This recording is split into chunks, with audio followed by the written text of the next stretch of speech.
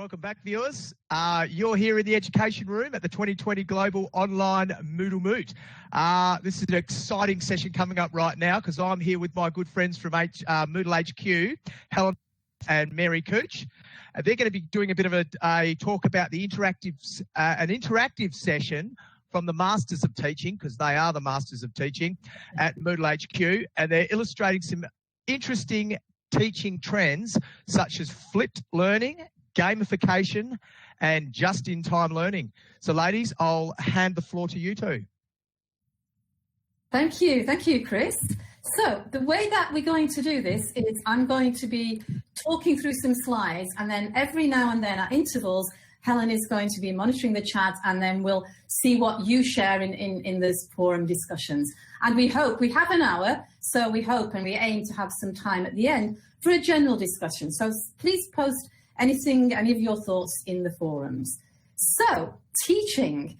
It was quite a difficult choice to decide the title for this session, and teaching is a bit of a contentious term, really. Its meaning has changed over the centuries. What you see there is, I think, King Henry of the old Germany, or Alemannia, and he is teaching in the 14th century some students in Italy or Bologna. And in those days, teaching actually meant lecturing, instructing, where you passed on all your knowledge and all the students did was assimilate it, write it down without questioning.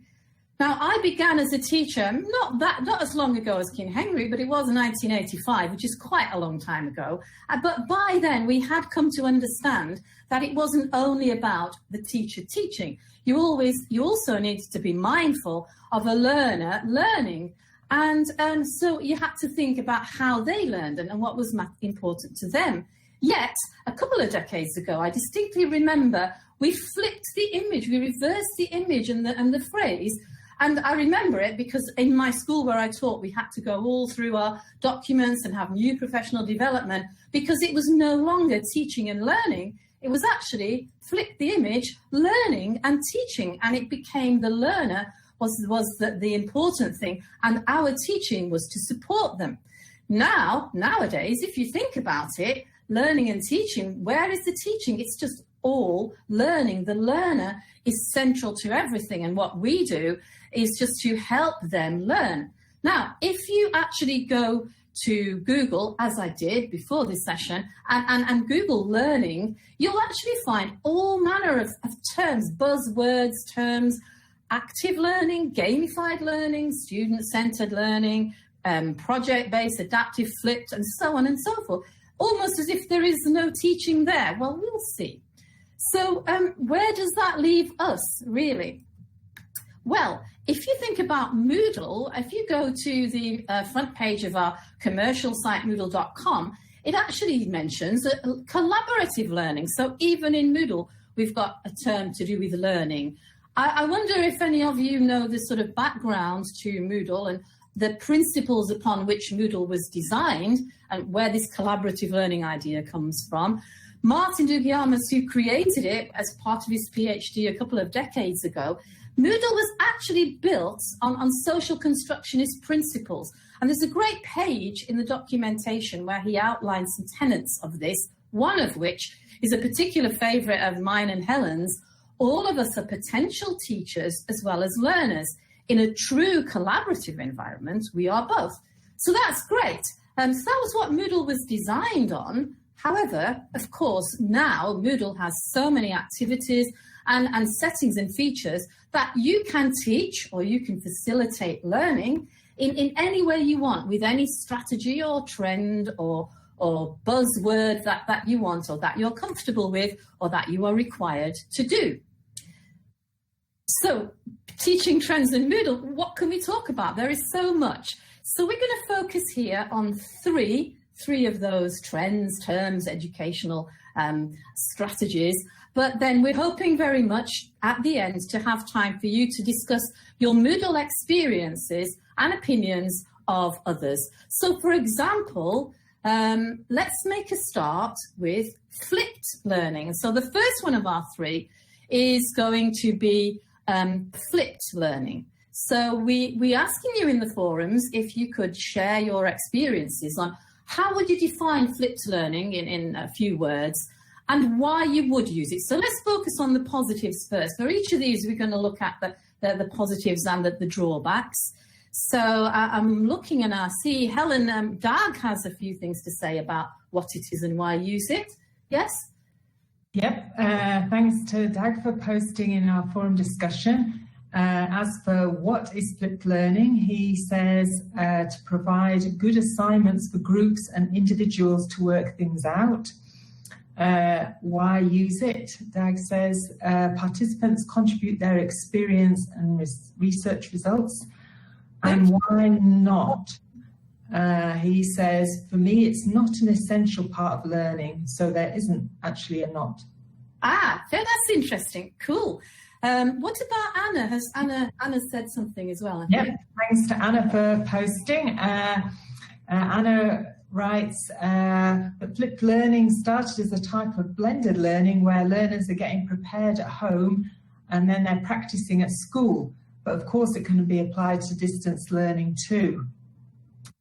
And if it's implemented nicely, it can help learners take ownership of their learning, make them more responsible, and empower their internal motivation.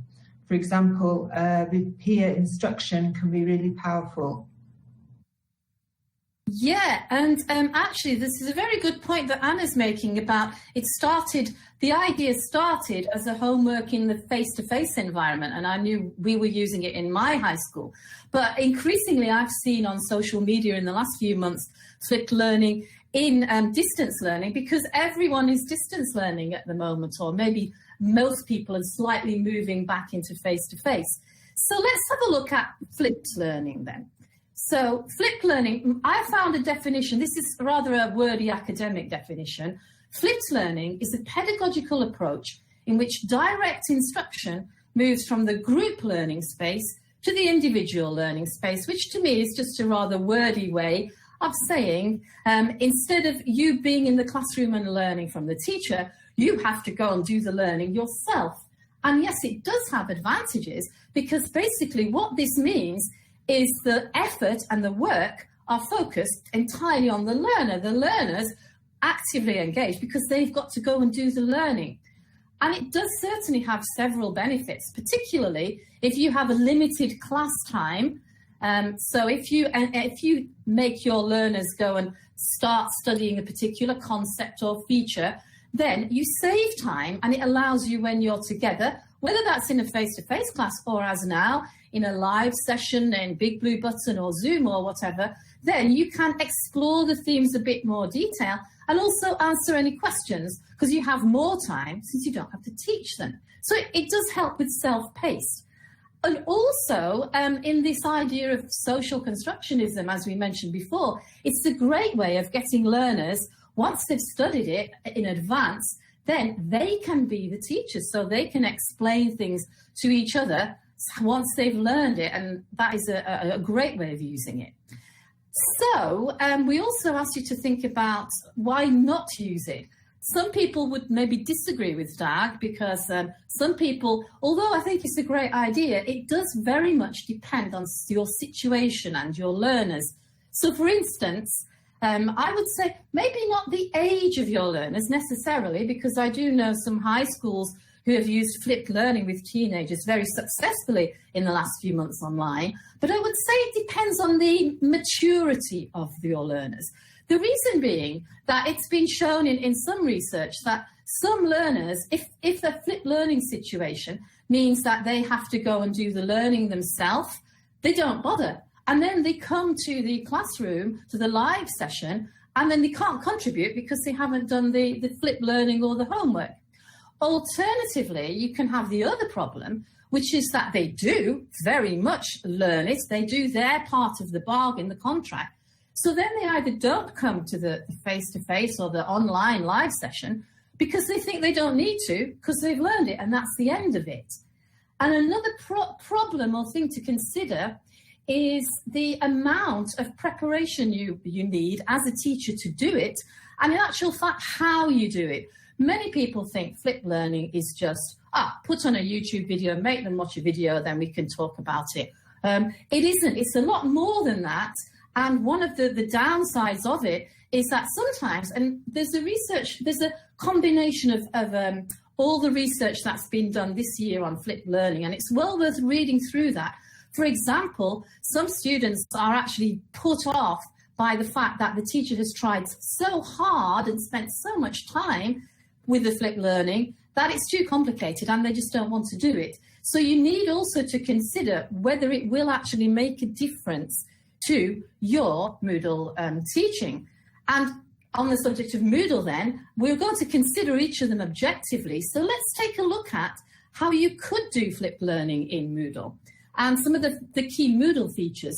Of course, the most obvious thing is videos. And of course, you can easily embed YouTube videos into Moodle, but it's much more useful if you actually include in it some quiz questions so that they can't just say, oh, I watched the video without doing it. The more obvious way, the usual way, is to put a video into the description question of a quiz, and that works fine. Instead of having multiple choice questions, though, you could actually add an essay question in a quiz with a template. So you give them the paragraph headings, and then they have to summarize it, for instance, rather than just pick a choice. You would have to grade it, or you could simply just look at it and not grade it. It could be just part of the flipped learning. I love certainty-based marking, if any of you have used that. Basically, this is a good way of checking whether the students watch the video, because if they haven't, and then they're confident and they try to cheat by guessing and they guess wrong, they get penalized. If they did the learning and they're confident and they give the answer and they're right, they get bonus points.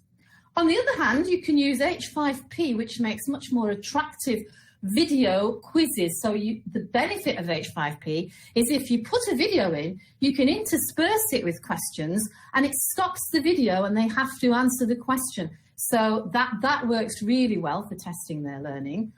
And lesson is good for one particular feature, which sadly is pretty meaningless.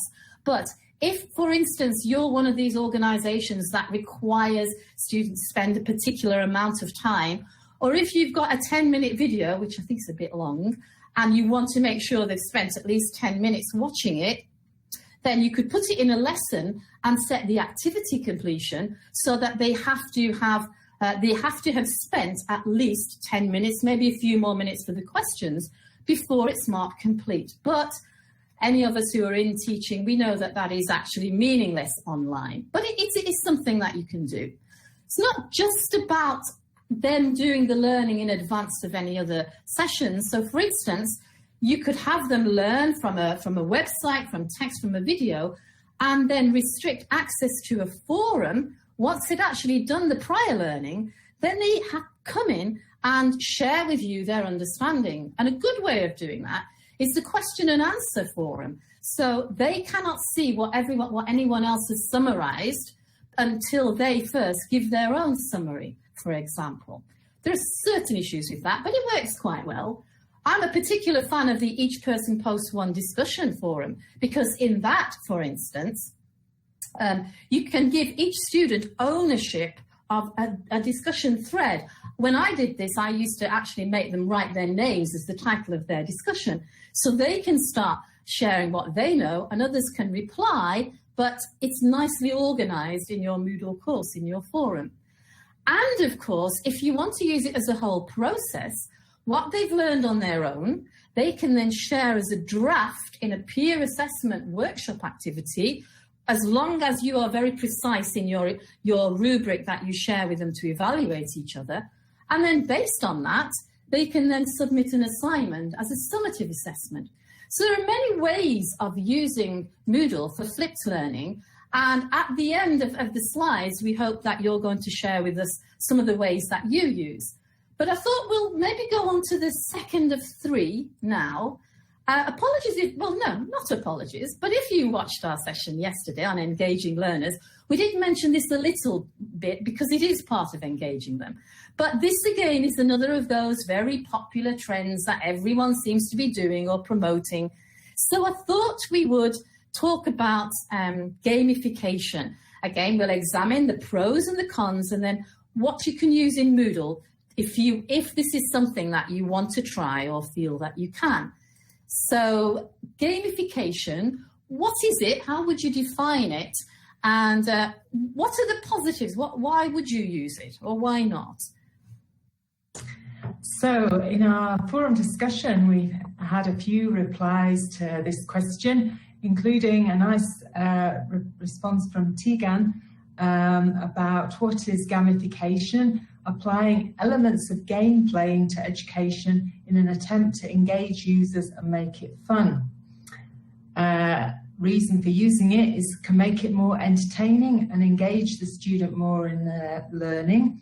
But if it isn't done well, it can be seen as patronising and have the opposite effect. Yeah, that's something very interesting that I want to explore in a minute, actually. Yes, and I like Tegan's definition, which is in line with one that I have.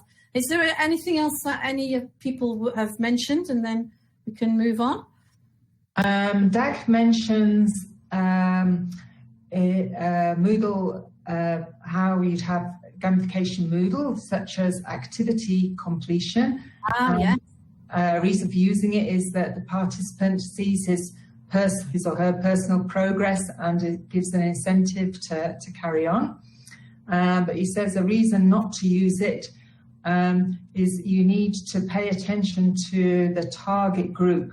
He writes, older people like me are perhaps not so enthusiastic about it, but younger people certainly are. That's a great comment, and actually we're going to look at that in a minute. And I'm an older person like Dag, and I kind of agree. Me too. Actually, as time goes by, I become a little bit more skeptical about gamification, but we are going to explore both sides. So let's do that. This is one of the kind of most popular definitions of gamification, the use of game elements and game design techniques in non-game contexts. And the key to me there is non-game. It's not about playing games. It's often misunderstood. But you can have games in a gamified course, but you don't have to. The important thing is that you get those elements, the competitive elements and others, from online gaming, which I never do, and I've never done, and I'm not interested in. Although I did enjoy the pub quiz last night, but that's actually just a pub quiz online. That's nothing to do with gamification. So that is enabled in order to engage your learners. So why use it? What are the benefits? To me, one big benefit is that it gets learners started early. If you give them things like badges, digital badges, at the start of the course for doing an activity, they think, oh, great, and they want to continue. You can stage badges. You can give certain rewards, points, badges, treasure throughout the course to keep them motivated, little steps. Some people enjoy a competitive element and they like to see their progress, where they are in a leaderboard against others. For others who don't like that, gamification can still work because you can compete against yourself, which to me, that's worked very, very well. And I think, as Anna mentioned, there's this idea of control or power, which is a bit, it's not actually true, but as long as they think it is, that's important. It is supposed to be fun. But the thing that I would mention, and this picture here of our boy playing football here, he doesn't actually seem to be enjoying playing football. He's doing it because he has a trophy in mind, a cup in mind. So that is extrinsic motivation.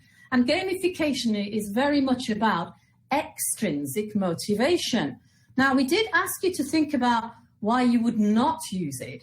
And to me, this motivation thing is very, very important, because there is one research there that you might like to read from 2015, where these researchers, they applied gamification in a course with a lot of students who were already intrinsically motivated. You look at our footballing boy there, he's not interested in getting a cup or a trophy. He's just playing football because he loves it.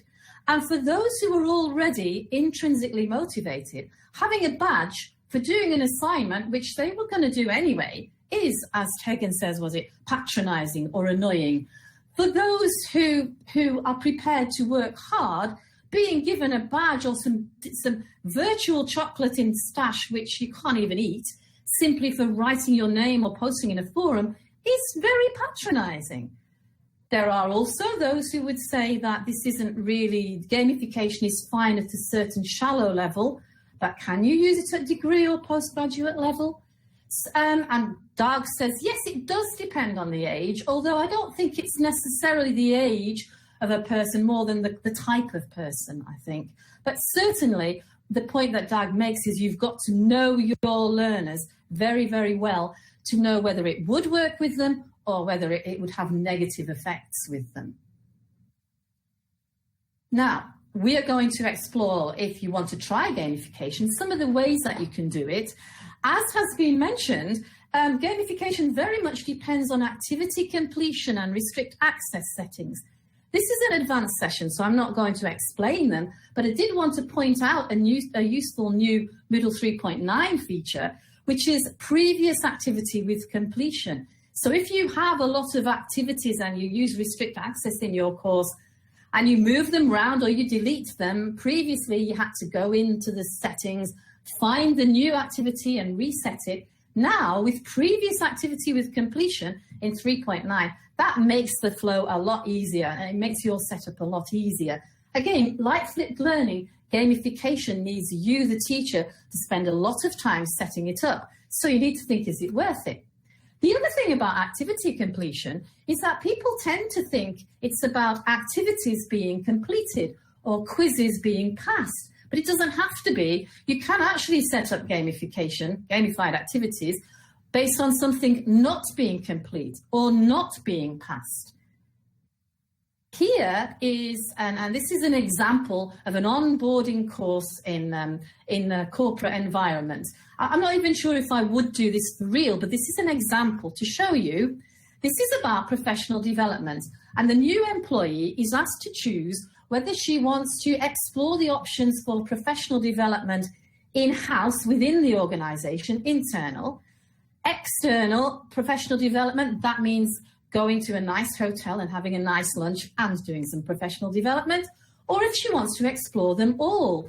And when she clicks one of them to get more information, what happens is that the others have disappeared.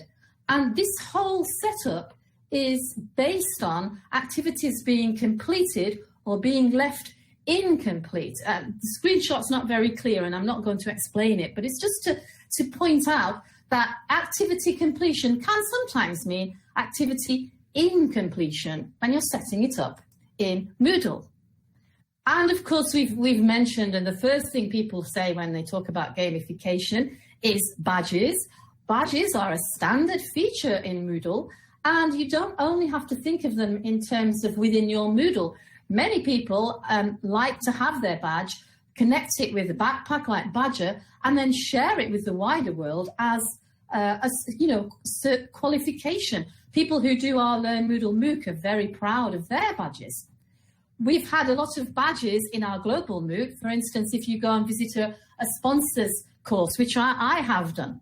Also in our global MOOC, which has been gamified, it's a good example, is we have Stash, which is like when you've picked up those cups of coffee. Stash is a contributed plugin, and it allows you to pick up hidden bits of treasure, like the virtual chocolates, which you see, you can't eat them, but for some people, they do motivate them. There's been a lot of talk in the forums on our Global Mood site about people getting the cups of coffee Stash. And of course, again, the idea of getting experience points or just points to see your progress, that's another contributed module, which is called Level Up. That comes as part of Moodle for School. And that also allows the competitive element. So one thing that people like, if they do like it, and again, if you read the research, there are certain types of people who like the competitive element and who love leaderboards and others who don't. We have an activity results block, which allows you to put up a leaderboard of certain activities. And if you use the Level Up, which was the experience points, that also comes with one, and you can see where you are in relation to others. There's also, I like, and it's not here, but I like the completion progress block, which goes green and green and green as you complete activities. And that's really good for competing against yourself. I had experience of this in a course learning Russian, actually, and I was skeptical, but it worked really well. Okay, so if you have gamification thoughts to do with Moodle, let us know in the forums and we'll discuss them in a moment. I just wanted to move on to our third teaching trend or learning trend or buzzword, educational idea, whatever you want to call it. Then we'll put all three together and see what you have come up with. Now, to be honest, I got stuck when I was preparing this. I got a bit stuck here because I thought, right, okay, I've got flipped learning, I've got gamification, and then I looked at all of the list and I thought, I don't know which one to do next. So I consulted my daughter, who is a teacher. She's a history teacher. She's head of history in a high school in South London, that really cool South London where all the cool teachers hang out. There's a cool South London teacher in the image there. And I explained that I was doing a session for Moodle and it was about teaching trends. I'd got gamification, I'd got flipped learning.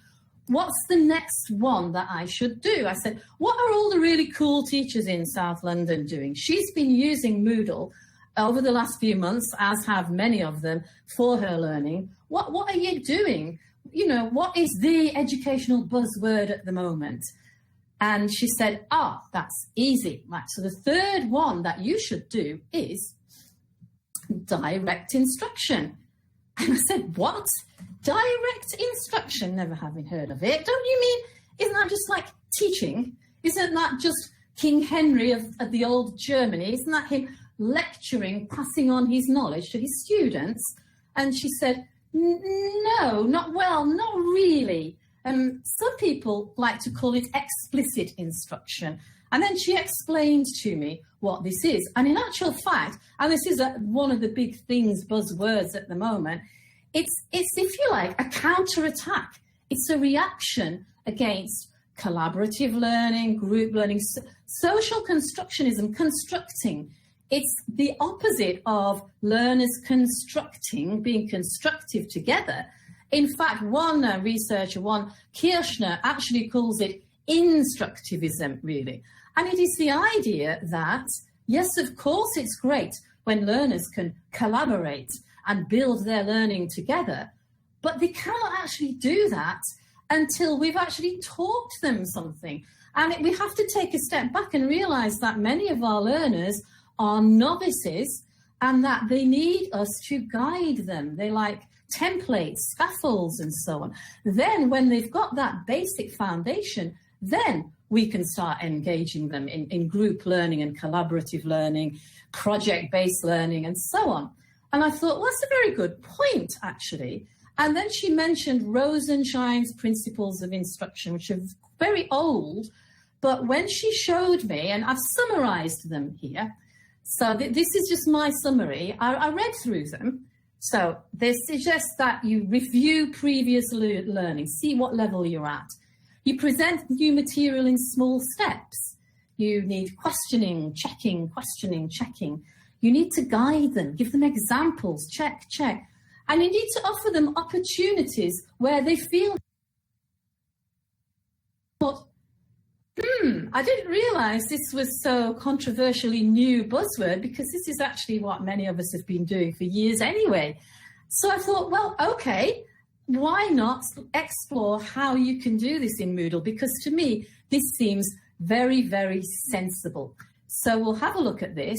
And then at the end, please feel free to give me your opinions and your counter arguments. So review previous learning. One way that, of course, you can do this online is with quizzes, a prior knowledge quiz. What we do in the MEC, the Moodle Educator Certification, when participants or candidates start each of the courses, is we get them to take a self-assessment check-in. That's a quiz. And this is simply for us and them to gauge what the level of experience is in that particular area of education in Moodle. And these prior knowledge quizzes don't have to be graded. They don't have to form part of the course completion. They can be very formative, but it's a useful thing to do. You can even have them repeat it at the end of your course or your module so they can see where they've got, if they've improved. So that's one way of doing it in a more detail.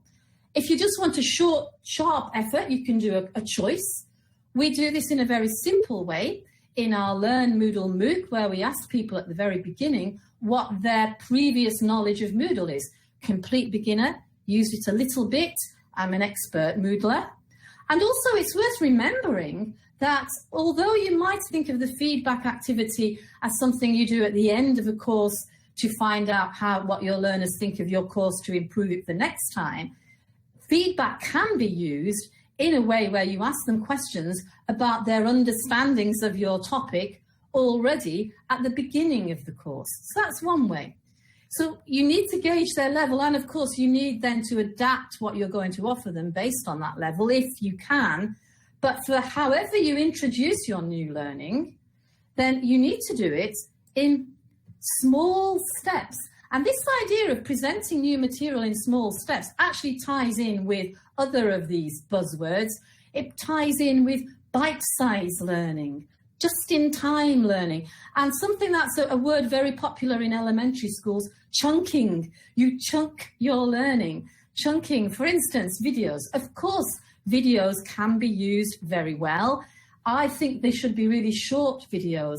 I do hope that the idea of transferring hour-long lessons or lectures that we do in face-to-face, putting them straight onto Moodle, I hope that's not going to be damaged. The idea of not doing it, I hope that's not going to be damaged by people who've moved online in the last 3 or 4 months and think that's how you have to teach online. You need to break them up into smaller portions. You can easily embed video into Moodle. It works really well. Sometimes you just paste the link. You don't need any knowledge of coding, but they display well in books and pages.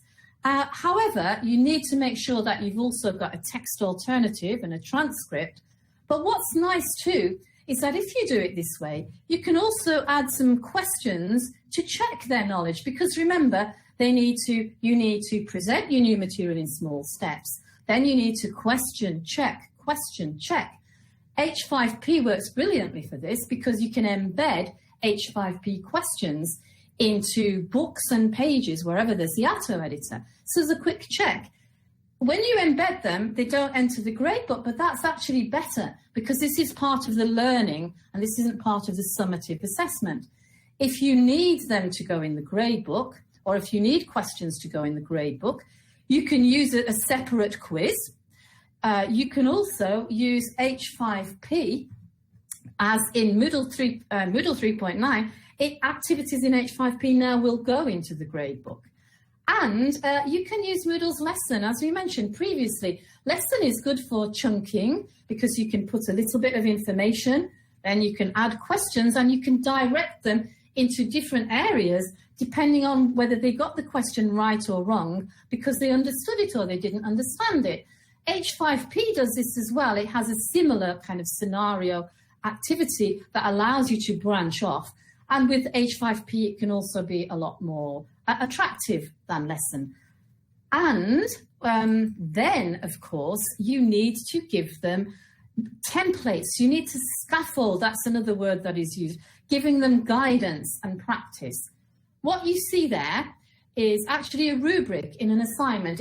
That's not a traditional template or scaffold, but if you give them very detailed rubrics, which you provide to them, we've found, as we've been running the Moodle Educator Certification, for example, that if you're using rubrics in Moodle assignments, it's actually better also, or a good idea, to provide them with a PDF version that they can download, as well as the one that you can allow them, if you want them, to see as they're doing the assignment. And the rubric then helps them to kind of tailor the assignment, whether that's an essay or something that they've created, to what is required to get the different grades. So that is giving them some guidance. You can also give them examples of good answers to essays. As I used to teach languages and I used to spend my summer holidays writing example essays for French and German at the top level, the middle level, and then writing ones that failed, which was actually really hard to make the correct number of errors. But what you can do is you can add these in a book. In our Moodle Educator Certification course, we are starting including examples of the highest level of assessed tasks so that our facilitators, our Moodle partner facilitators, can see what their students, their candidates should be aiming for. And so that gives them a very good example. It's modeling. Depending on the kinds of submissions you want, it's not always written essays, is it? It could be other kinds of files. You can use a database or even a glossary for sharing these models.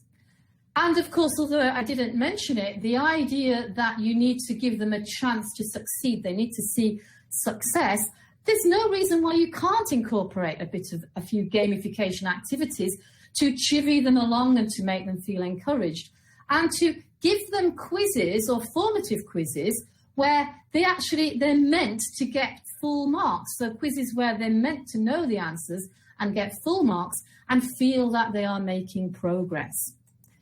Now, I've actually talked a long time about that because I wanted to cover all three: flipped learning, gamification, and explicit direct instruction, or if you like to call it like I do, common sense. So I'm going to stop, and we've got about 10 minutes or so. Let's see what thoughts people have had. Thanks, Mary. Yeah, we've had lots of responses in the forum. Thank you very much. Remember, you can keep adding posts, and also if you have any questions, feel free to post them as well. And if we don't have time to answer them now, then we'll try and answer them afterwards. Or other people can answer them, I noticed. Yeah, that's great. You see, that's collaborative learning, isn't it? Just to mention a recent post by Sam saying, I love the explanation of explicit instruction. It seems to be confirming that good teachers understand that knowledge precedes learning, which adds a new level of understanding. Too often, SMEs develop training materials without understanding pedagogy or teaching practices.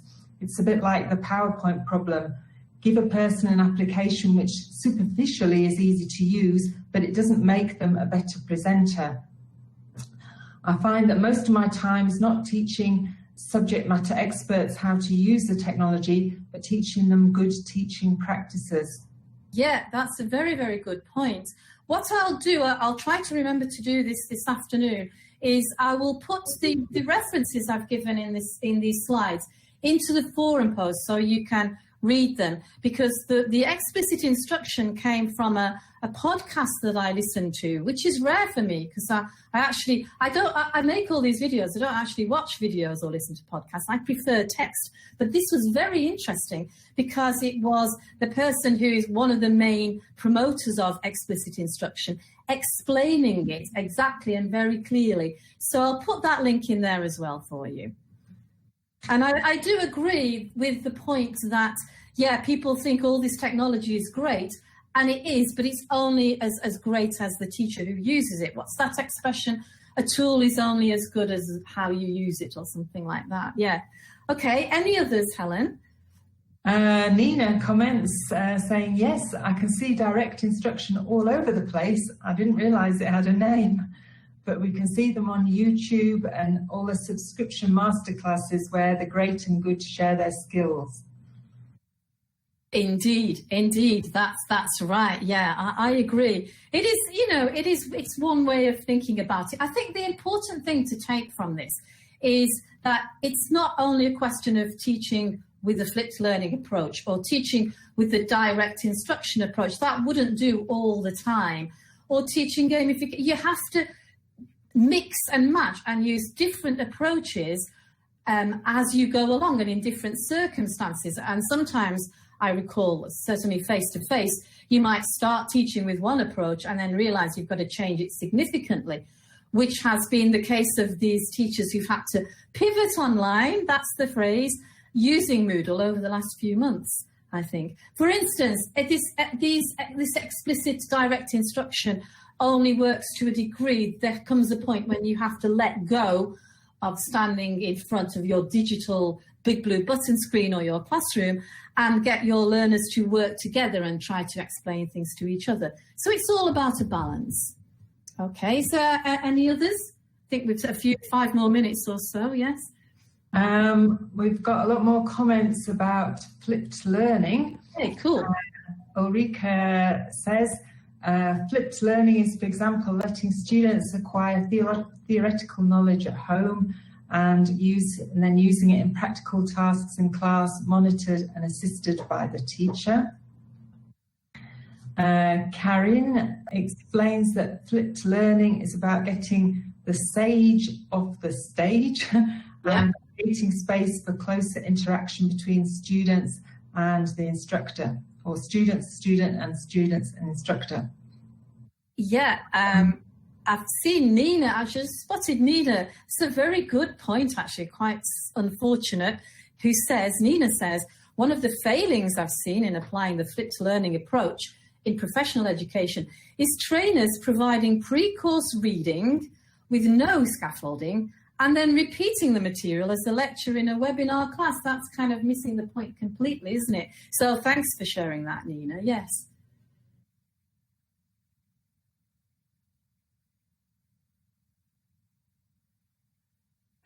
Sam just comments, Mary says, or what I call common sense, but it seems that sense is not common. Okay, all right. Aurélie is saying that she liked the essay question example. That's where you use a quiz, but instead of having multiple choice questions, you use the essay because that allows you to give a template. And she points out H5P, which of course we should all be exploring more now that it's standard in Moodle 3.9, that the documentation tool can be used for that too. Give headings/questions to frame the format, and then the learner can output a structured document from. And it's good scaffolding, yes. Another comment about direct instruction from Angus. He says, I'm happy to hear about direct instruction. As a student at times online, I felt that my peers had been as clueless as myself and the activity a waste of time, especially as an adult when my time is short. Yeah, I agree. That's a very good point. Again, you do need to have a balance because we do not want to go back to the time of King Henry of Germany, you know, lecturing for hours and hours. But I felt this because I used to teach languages, and when my colleagues teaching history and geography and so on were getting their students to work in groups and design things, I was thinking, you know, how can you teach the past tense in groups? You've got to give them some models and scaffolding and so on. So that's a very good point.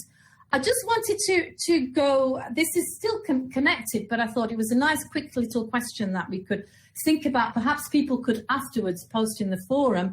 Heath just asked, what does everyone use as badge images? And it's very important that if you do use badge images, you don't rip them off Google without any consideration for copyright. So I think it's nice to, if you have the skills, or as we do, if you have a graphic team with the skills, to use ones that you own or that are made by you. But also there are various sites out there which allow you to get open source or public domain graphics. So if you have any ideas, do please post them in the forum afterwards. Good places to source badges. A couple more comments on gamification from Nina saying, I think you can keep gamification quite simple and just small elements can make a difference. That's true, that's true. And sometimes, as I said, if you are a teacher and you gamify your course and you spend hours and hours and hours, or if you do the same with flipped learning, and that's been shown in research, that sometimes it just has the opposite effect. You've made it so complex that it's turned your students off. Sometimes just one single badge might do the trick. And indeed, sometimes, what is the expression? Less is more. Sometimes it's better to keep things simple. And David picks up on Dag's comment about younger people liking gamification. And David says, again, not everyone. I think it's specific to each one's learning style and preferences. So it's like you're saying, Mary, about really knowing your students. That's right. Yes, that's right. And I've experienced that myself as I've tried various apps and sites for learning Russian, for instance. There are some that market themselves as really cool with lots of gamified activities, and lots of people are promoting them and genuinely enjoying them. And I've just installed them, tried them for about 10 minutes and turned them off because I find them extremely annoying. So it is, and it's not an age thing. It's your own personality, really.